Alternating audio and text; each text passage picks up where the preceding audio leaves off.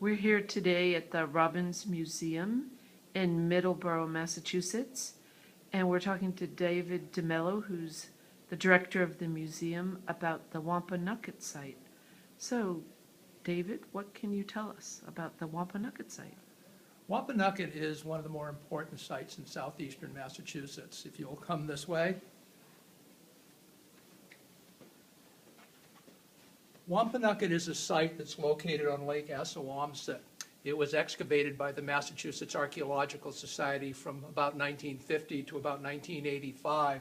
The importance of Wapanucket was it was inhabited from the Paleo days about 9,500 years ago right up to contact. Wapanucket is located, as I said, on Lake Assawamsett. This is the largest natural body of fresh water in the state of Massachusetts. And it's also one of the locations of the largest anadromous fish runs. Those are the spawning herring every spring. And this provided a great food source for the people who lived here. One of the sites that was excavated was called Locust 6. And Locust 6 was a village that was in existence about 4,300 years ago. And this diorama is a recreation of that structure. We know the location of the houses, the dimensions, and the proportions, and we believe they followed this format. They would have used wood supports and covered them with bark. Sometimes they used reed mats, but these houses are quite large and bark would have made more sense. These are very unusual houses for this time period. This is about 4,300 years ago. Typically, because people only lived on the site for a few months out of the year, we believed in the spring, in this case, to take advantage of the fish runs, they built less substantial housing. But because of the strength and the size of these, this was obviously reused year after year. And is that because of the amount of fish that was on this area? It could have been that just it was such a useful resource and such an important resource. Again, if you're a hunter-gatherer and the food comes to you, this is a wonderful thing. So this could have been because they knew they would be back here year after year. And tell me about the poles in the center of the structures. This particular structure was believed to have been a ceremonial dwelling. It is the only one in the group that had actual roof supports because it needed the central poles. There were interments within the floors of this building. And this site was how old, did you say? I said the earliest portions of the site go back to about 9,500 years ago. That particular village dates from 4,300 years ago. And what are we looking at here?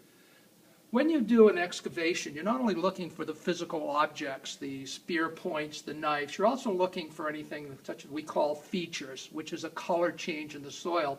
If people had a fire pit, the heat of the fire would stain the soil. If they had storage pits, they would excavate an area, line it with reeds, and then fill it with nuts or whatever they were storing.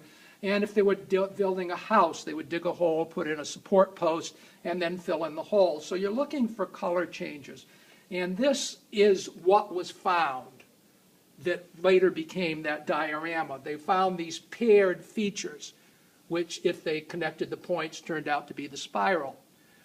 So these are actually the archaeological finds for a Locust 6. And is this large one the ceremonial one that you The large talked one about? was, yes. With the internal structure support, which is very rare, right? It's very rare. Usually they just used a support on the side which would bend over and tie in the middle, and that would be sufficient. And are these some of the artifacts found at Lake Assawamsett? These are indeed all of the artifacts found at Wapanucket. In fact, these came through the different sites. They're not from one specific site. Tell me about the Thunderbird petroglyph.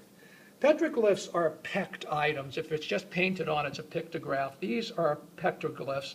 The Thunderbird was a very powerful spirit being for the Native Americans. He was thought of throughout all of the country. He was aligned with the thunderstorms and the rain and the associated.